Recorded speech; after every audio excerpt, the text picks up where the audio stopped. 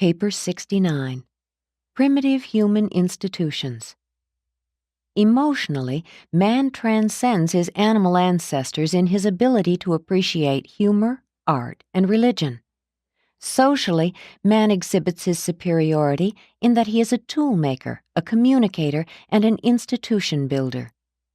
When human beings long maintain social groups, such aggregations always result in the creation of certain activity trends which culminate in institutionalization. Most of man's institutions have proved to be labor-saving while at the same time contributing something to the enhancement of group security.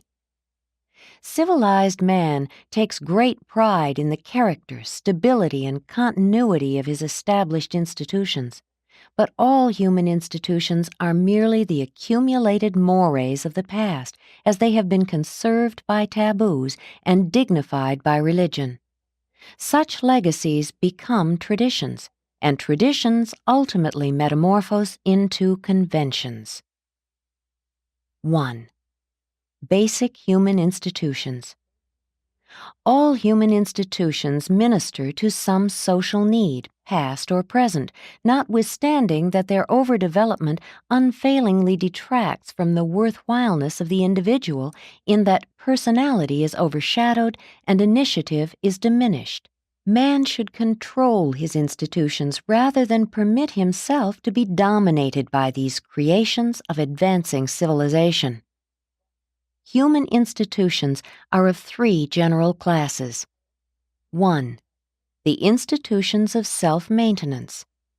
These institutions embrace those practices growing out of food hunger and its associated instincts of self-preservation. They include industry, property, war for gain, and all the regulative machinery of society.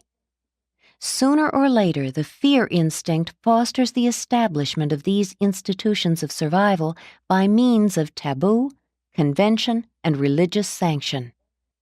But fear, ignorance, and superstition have played a prominent part in the early origin and subsequent development of all human institutions. 2. The institutions of self-perpetuation. These are the establishments of society growing out of sex hunger, maternal instinct, and the higher tender emotions of the races.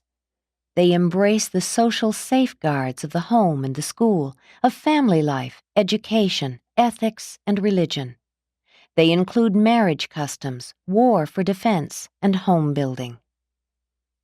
3. The institutions of self-gratification. These are the practices growing out of vanity proclivities and pride emotions, and they embrace customs in dress and personal adornment, social usages, war for glory, dancing, amusement, games, and other phases of sensual gratification. But civilization has never evolved distinctive institutions of self-gratification. These three groups of social practices are intimately interrelated and minutely interdependent the one upon the other. On Urantia, they represent a complex organization which functions as a single social mechanism. 2. The dawn of industry. Primitive industry slowly grew up as an insurance against the terrors of famine. Early in his existence, man began to draw lessons from some of the animals that, during a harvest of plenty, store up food against the days of scarcity. Before the dawn of early frugality and primitive industry, the lot of the average tribe was one of destitution and real suffering. Early man had to compete with the whole animal world for his food. Competition gravity ever pulls man down toward the beast level. Poverty is his natural and tyrannical estate. Wealth is not a natural gift. It results from labor, knowledge, and organization. Primitive man was not slow to recognize the advantages of association. Association led to organization, and the first result of organization was division of labor, with its immediate saving of time and materials. These specializations of labor arose by adaptation to pressure, pursuing the paths of lessened resistance. Primitive savages never did any real work cheerfully or willingly. With them, conformity was due to the coercion of necessity. Primitive man disliked hard work, and he would not hurry unless confronted by grave danger. The time element in labor, the idea of doing a given task within a certain time limit, is entirely a modern notion. The ancients were never rushed. It was the double demands of the intense struggle for existence and of the ever-advancing standards of living that drove the naturally inactive races of early man into avenues of industry. Labor, the efforts of design, distinguishes man from the beast, whose exertions are largely instinctive. The necessity for labor is man's paramount blessing. The prince's staff all worked. They did much to ennoble physical labor on Urantia. Adam was a gardener. The God of the Hebrews labored. He was the creator and upholder of all things. The Hebrews were the first tribe to put a supreme premium on industry. They were the first people to decree that he who does not work shall not eat. But many of the religions of the world reverted to the early ideal of idleness. Jupiter was a reveler, and Buddha became a reflective devotee of leisure. The Sangik tribes were fairly industrious when residing away from the tropics. But there was a long, long struggle between the lazy devotees of magic and the apostles of work, those who exercised foresight. The first human foresight was directed toward the preservation of fire, water, and food. But primitive man was a natural-born gambler. He always wanted to get something for nothing, and all too often during these early times, the success which accrued from patient practice was attributed to charms. Magic was slow to give way before foresight, self-denial, and industry. 3. The specialization of labor. The divisions of labor in primitive society were determined first by natural and then by social circumstances. The early order of specialization in labor was 1. Specialization based on sex. Woman's work was derived from the selective presence of the child. Women naturally love babies more than men do. Thus, woman became the routine worker, while man became the hunter and fighter, engaging in accentuated periods of work and rest. All down through the ages, the taboos have operated to keep woman strictly in her own field. Man has most selfishly chosen the more agreeable work, leaving the routine drudgery to woman. Man has always been ashamed to do woman's work, but woman has never shown any reluctance to doing man's work. But strange to record, both men and women have always worked together in building and furnishing the home. 2. Modification consequent upon age and disease. These differences determined the next division of labor. The old men and cripples were early set to work making tools and weapons. They were later assigned to building irrigation works. 3. Differentiation based on religion. The medicine men were the first human beings to be exempted from physical toil. They were the pioneer professional class. The smiths were a small group who competed with the medicine men as magicians. Their skill in working with metals made the people afraid of them. The white smiths and the blacksmiths gave origin to the early beliefs in white and black magic, and this belief later became involved in the superstition of good and bad ghosts, good and bad spirits. Smiths were the first non-religious group to enjoy special privileges. They were regarded as neutrals during war, and this extra leisure led to their becoming, as a class, the politicians of primitive society. But through gross abuse of these privileges, the smiths became universally hated, and the medicine men lost no time in fostering hatred for their competitors.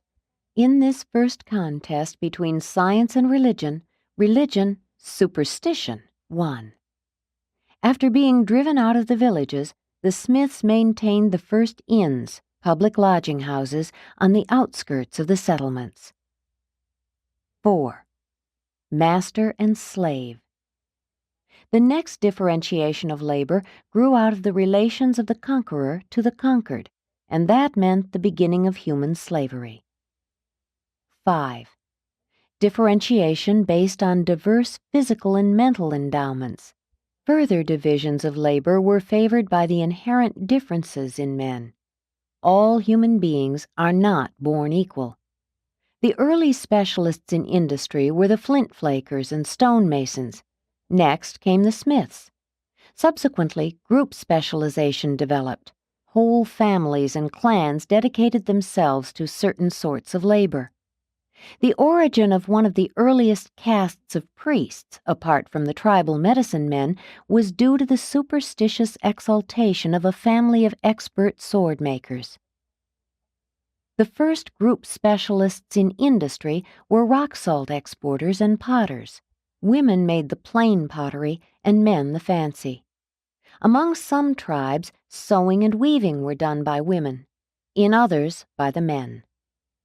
The early traders were women. They were employed as spies, carrying on commerce as a sideline. Presently trade expanded, the women acting as intermediaries, jobbers. Then came the merchant class, charging a commission, profit, for their services. Growth of group barter developed into commerce, and following the exchange of commodities came the exchange of skilled labor. 4. The beginnings of trade.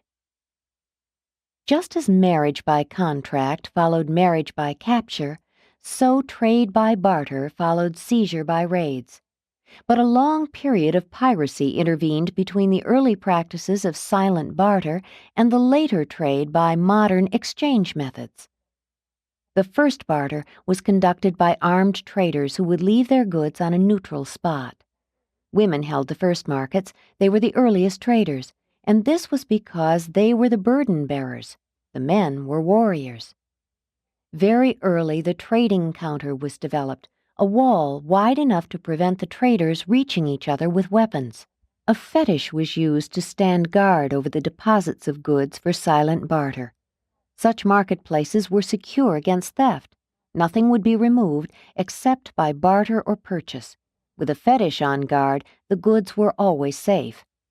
The early traders were scrupulously honest within their own tribes, but regarded it as all right to cheat distant strangers. Even the early Hebrews recognized a separate code of ethics in their dealings with the Gentiles. For ages, silent barter continued before men would meet unarmed on the sacred marketplace. These same market squares became the first places of sanctuary, and in some countries were later known as cities of refuge. Any fugitive reaching the marketplace was safe and secure against attack. The first weights were grains of wheat and other cereals. The first medium of exchange was a fish or a goat. Later, the cow became a unit of barter. Modern writing originated in the early trade records. The first literature of man was a trade promotion document, a salt advertisement. Many of the earlier wars were fought over natural deposits such as flint, salt, and metals. The first formal tribal treaty concerned the intertribalizing of a salt deposit. These treaty spots afforded opportunity for friendly and peaceful interchange of ideas and the intermingling of various tribes. Writing progressed up through the stages of the message stick, knotted cords, picture writing, hieroglyphics, and wampum belts to the early symbolic alphabets. Message sending evolved from the primitive smoke signal up through runners, animal riders, railroads, and airplanes, as well as telegraph, telephone, and wireless communication. New ideas and better methods were carried around the inhabited world by the ancient traders. Commerce linked with adventure led to exploration and discovery, and all of these gave birth to transportation. Commerce has been the great civilizer through promoting the cross-fertilization of culture. 5. The beginnings of capital. Capital is labor applied as a renunciation of the present in favor of the future. Savings represent a form of maintenance and survival insurance. Food hoarding developed self-control and created the first problems of capital and labor. The man who had food, provided he could protect it from robbers, had a distinct advantage over the man who had no food. The early banker was the valorous man of the tribe. He held the group treasures on deposit while the entire clan would defend his hut in event of attack. Thus, the accumulation of individual capital and group wealth immediately led to military organization. At first, such precautions were designed to defend property against foreign raiders, but later on, it became the custom to keep the military organization in practice by inaugurating raids on the property and wealth of neighboring tribes. The basic urges which led to the accumulation of capital were 1. Hunger associated with foresight. Food saving and preservation meant power and comfort for those who possessed sufficient foresight, thus to provide for future needs. Food storage was adequate insurance against famine and disaster, and the entire body of primitive mores was really designed to help man subordinate the present to the future. 2. Love of family, desire to provide for their wants. Capital represents the saving of property in spite of the pressure of the wants of today in order to insure against the demands of the future. A part of this future need may have to do with one's posterity. 3. Vanity, longing to display one's property accumulations. Extra clothing was one of the first badges of distinction. Collection vanity early appealed to the pride of man. 4. Position, eagerness to buy social and political prestige. There early sprang up a commercialized nobility, admission to which depended on the performance of some special service to royalty, or was granted frankly for the payment of money. 5. Power, the craving to be master. Treasure lending was carried on as a means of enslavement, 100% a year being the loan rate of these ancient times. The moneylenders made themselves kings by creating a standing army of debtors. Bondservants were among the earliest form of property to be accumulated, and in olden days debt slavery extended even to the control of the body after death. 6. Fear of the ghosts of the dead, priest fees for protection. Men early began to give death presents to the priests with a view to having their property used to facilitate their progress through the next life. The priesthoods thus became very rich. They were chief among ancient capitalists. 7. Sex urge, the desire to buy one or more wives. Man's first form of trading was woman exchange. It long preceded horse trading. But never did the barter in sex slaves advance society. Such traffic was and is a racial disgrace, for at one and the same time it hindered the development of family life and polluted the biologic fitness of superior peoples. 8. Numerous forms of self-gratification. Some sought wealth because it conferred power. Others toiled for property because it meant ease. Early man, and some later-day ones, tended to squander his resources on luxury. Intoxicants and drugs intrigued the primitive races. As civilization developed, men acquired new incentives for saving. New wants were rapidly added to the original food hunger. Poverty became so abhorred that only the rich were supposed to go direct to heaven when they died. Property became so highly valued that to give a pretentious feast would wipe a dishonor from one's name. Accumulations of wealth early became the badge of social distinction. Individuals in certain tribes would accumulate property for years just to create an impression by burning it up on some holiday or by freely distributing it to fellow tribesmen. This made them great men. Even modern peoples revel in the lavish distribution of Christmas gifts, while rich men endow great institutions of philanthropy and learning. Man's technique varies, but his disposition remains quite unchanged. But it is only fair to record that many an ancient rich man distributed much of his fortune because of the fear of being killed by those who coveted his treasures. Wealthy men commonly sacrificed scores of slaves to show disdain for wealth. Though capital has tended to liberate man, it has greatly complicated his social and industrial organization. The abuse of capital by unfair capitalists does not destroy the fact that it is the basis of modern industrial society. Through capital and invention, the present generation enjoys a higher degree of freedom than any that ever preceded it on earth. This is placed on record as a fact, and not in justification of the many misuses of capital by thoughtless and selfish custodians. 6. Fire in relation to civilization. Primitive society, with its 4 divisions, industrial, regulative, religious, and military, rose through the instrumentality of fire, animals, slaves, and property. Fire building by a single bound forever separated man from animal. It is the basic human invention or discovery. Fire enabled man to stay on the ground at night, as all animals are afraid of it. Fire encouraged eventide social intercourse. It not only protected against cold and wild beasts, but was also employed as security against ghosts. It was at first used more for light than heat. Many backward tribes refuse to sleep unless a flame burns all night.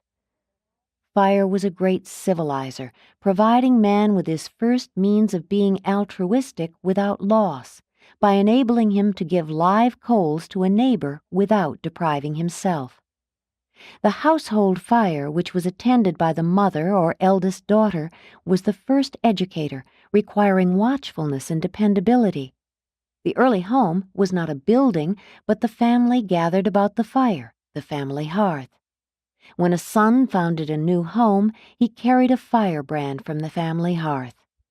Though Andon, the discoverer of fire, avoided treating it as an object of worship, many of his descendants regarded the flame as a fetish or as a spirit. They failed to reap the sanitary benefits of fire because they would not burn refuse.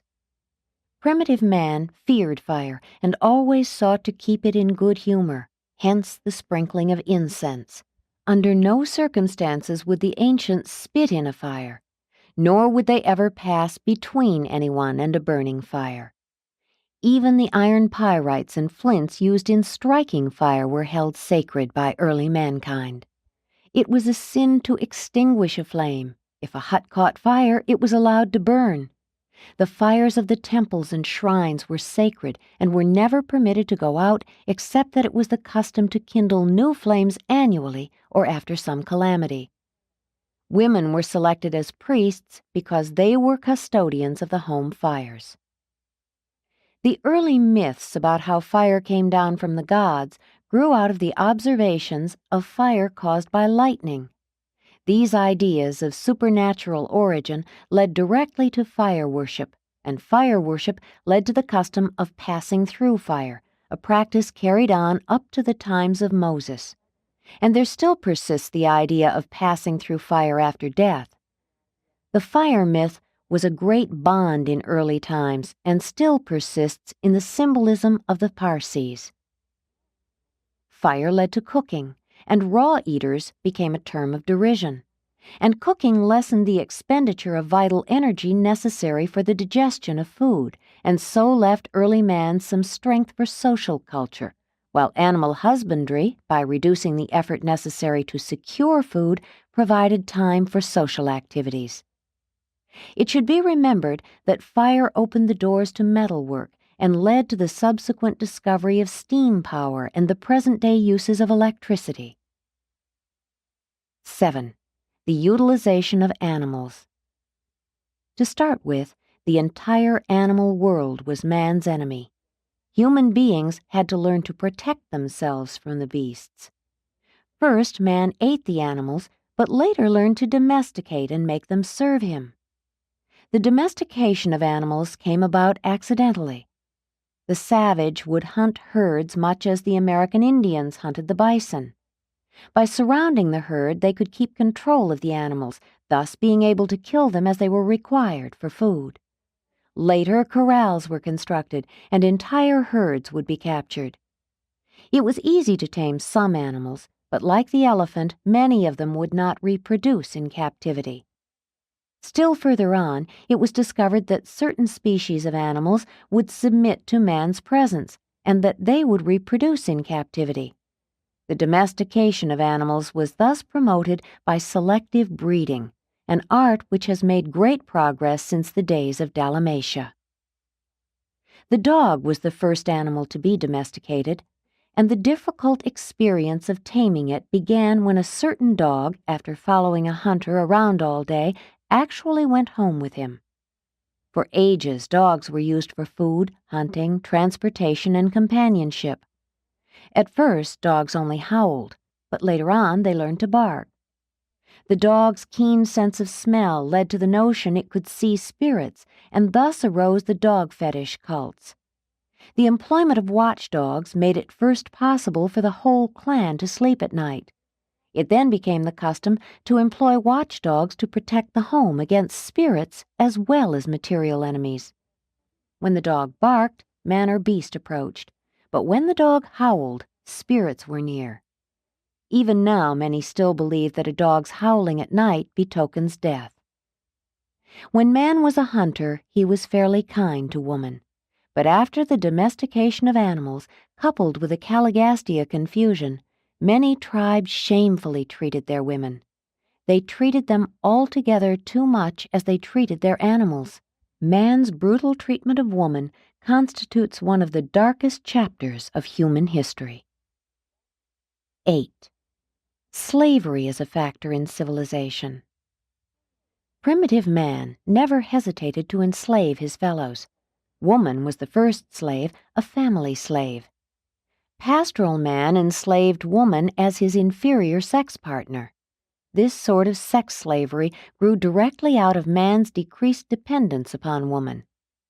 Not long ago, enslavement was the lot of those military captives who refused to accept the conqueror's religion. In earlier times, captives were either eaten, tortured to death, set to fighting each other, sacrificed to spirits, or enslaved. Slavery was a great advancement over massacre and cannibalism.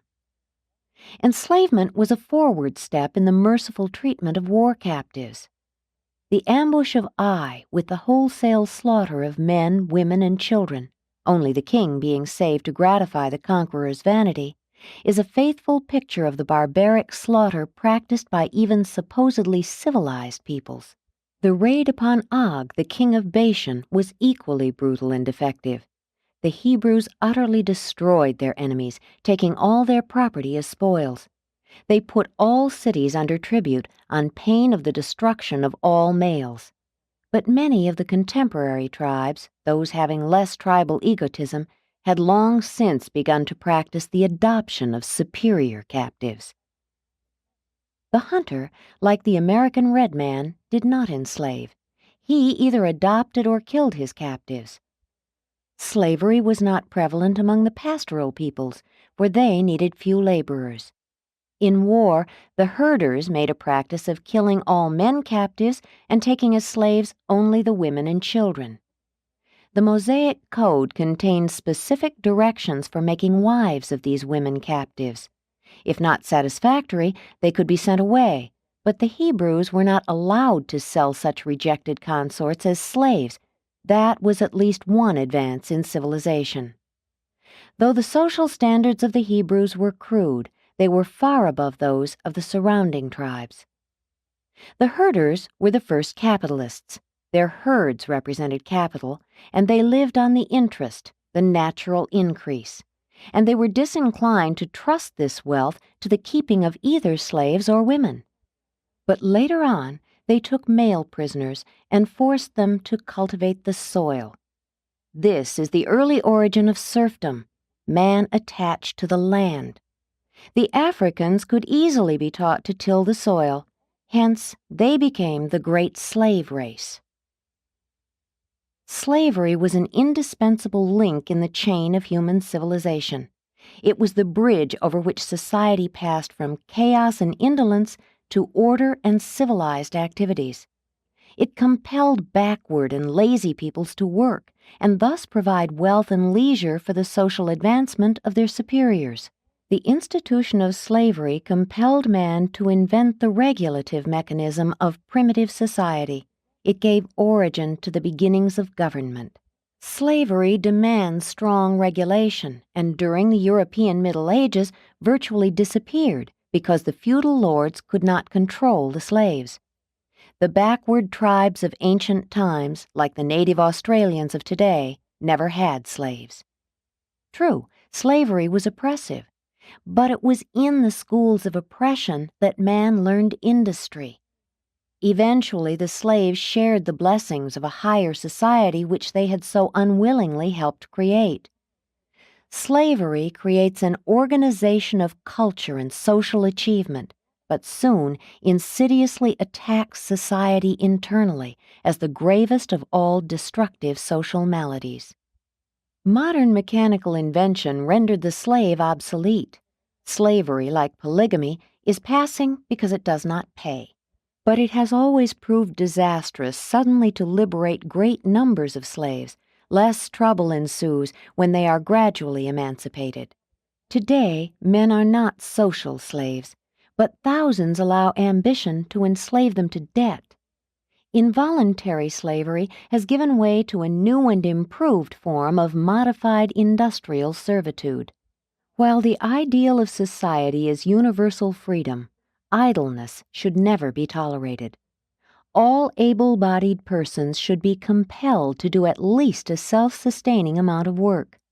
Modern society is in reverse. Slavery has nearly disappeared. Domesticated animals are passing. Civilization is reaching back to fire, the inorganic world, for power. Man came up from savagery by way of fire, animals, and slavery. Today he reaches back, discarding the help of slaves and the assistance of animals, while he seeks to wrest new secrets and sources of wealth and power from the elemental storehouse of nature. 9. Private property. While primitive society was virtually communal, primitive man did not adhere to the modern doctrines of communism. The communism of these early times was not a mere theory or social doctrine. It was a simple and practical automatic adjustment. Communism prevented pauperism and want. Begging and prostitution were almost unknown among these ancient tribes. Primitive communism did not especially level men down, nor did it exalt mediocrity, but it did put a premium on inactivity and idleness, and it did stifle industry and destroy ambition. Communism was indispensable scaffolding in the growth of primitive society, but it gave way to the evolution of a higher social order because it ran counter to 4 strong human proclivities. 1. The family.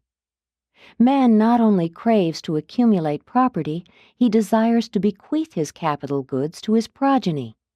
But in early communal society, a man's capital was either immediately consumed or distributed among the group at his death. There was no inheritance of property. The inheritance tax was 100%. The later capital accumulation and property inheritance mores were a distinct social advance.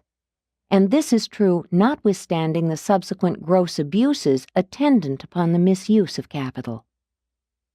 2. Religious tendencies.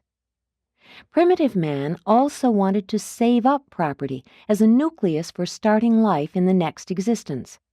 This motive explains why it was so long the custom to bury a man's personal belongings with him. The ancients believed that only the rich survived death with any immediate pleasure and dignity. The teachers of revealed religion, more especially the Christian teachers, were the first to proclaim that the poor could have salvation on equal terms with the rich. 3. The desire for liberty and leisure. In the earlier days of social evolution, the apportionment of individual earnings among the group was virtually a form of slavery. The worker was made slave to the idler. This was the suicidal weakness of communism. The improvident habitually lived off the thrifty. Even in modern times, the improvident depend on the state, thrifty taxpayers, to take care of them. Those who have no capital still expect those who have to feed them. 4. The urge for security and power. Communism was finally destroyed by the deceptive practices of progressive and successful individuals who resorted to diverse subterfuges in an effort to escape enslavement to the shiftless idlers of their tribes. But at first, all hoarding was secret. Primitive insecurity prevented the outward accumulation of capital. And even at a later time, it was most dangerous to amass too much wealth. The king would be sure to trump up some charge for confiscating a rich man's property, and when a wealthy man died, the funeral was held up until the family donated a large sum to public welfare, or to the king, an inheritance tax. In earliest times, women were the property of the community, and the mother dominated the family. The early chiefs owned all the land and were proprietors of all the women. Marriage required the consent of the tribal ruler. With the passing of communism, women were held individually, and the father gradually assumed domestic control. Thus the home had its beginning, and the prevailing polygamous customs were gradually displaced by monogamy. Polygamy is the survival of the female slavery element in marriage. Monogamy is the slave-free ideal of the matchless association of one man and one woman in the exquisite enterprise of home building, offspring rearing, mutual culture, and self-improvement. At first, all property, including tools and weapons, was the common possession of the tribe. Private property first consisted of all things personally touched. If a stranger drank from a cup, the cup was henceforth his. Next, any place where blood was shed became the property of the injured person or group. Private property was thus originally respected because it was supposed to be charged with some part of the owner's personality. Property honesty rested safely on this type of superstition. No police were needed to guard personal belongings. There was no stealing within the group, though men did not hesitate to appropriate the goods of other tribes. Property relations did not end with death. Early, personal effects were burned, then buried with the dead, and later inherited by the surviving family or by the tribe. The ornamental type of personal effects originated in the wearing of charms.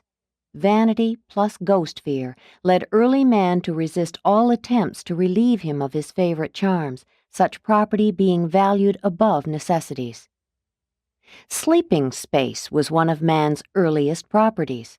Later, home sites were assigned by the tribal chiefs, who held all real estate in trust for the group. Presently, a fire site conferred ownership, and still later, a well-constituted title to the adjacent land. Water holes and wells were among the first private possessions. The whole fetish practice was utilized to guard water holes, wells, trees, crops, and honey. Following the loss of faith in the fetish, laws were evolved to protect private belongings. But game laws, the right to hunt, long preceded land laws. The American red man never understood private ownership of land. He could not comprehend the white man's view. Private property was early marked by family insignia, and this is the early origin of family crests. Real estate could also be put under the watch care of spirits. The priests would consecrate a piece of land, and it would then rest under the protection of the magic taboos erected thereon. Owners thereof were said to have a priest's title. The Hebrews had great respect for these family landmarks. Cursed be he who removes his neighbor's landmark. These stone markers bore the priest's initials. Even trees, when initialed, became private property. In early days, only the crops were private, but successive crops conferred title. Agriculture was thus the genesis of the private ownership of land. Individuals were first given only a life tenureship.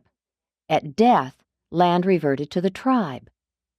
The very first land titles granted by tribes to individuals were graves, family burying grounds. In later times, land belonged to those who fenced it. But the cities always reserved certain lands for public pasturage and for use in case of siege. These commons represent the survival of the earlier form of collective ownership. Eventually, the state assigned property to the individual, reserving the right of taxation.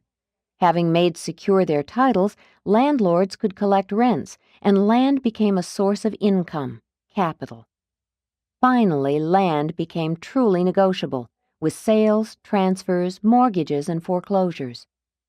Private ownership brought increased liberty and enhanced stability, but private ownership of land was given social sanction only after communal control and direction had failed, and it was soon followed by a succession of slaves, serfs, and landless classes. But improved machinery is gradually setting men free from slavish toil. The right to property is not absolute. It is purely social. But all government, law, order, civil rights, social liberties, conventions, peace, and happiness, as they are enjoyed by modern peoples, have grown up around the private ownership of property. The present social order is not necessarily right, not divine or sacred, but mankind will do well to move slowly in making changes. That which you have is vastly better than any system known to your ancestors. Make certain that when you change the social order, you change for the better. Do not be persuaded to experiment with the discarded formulas of your forefathers. Go forward, not backward. Let evolution proceed. Do not take a backward step. Presented by a Melchizedek of Nebadon.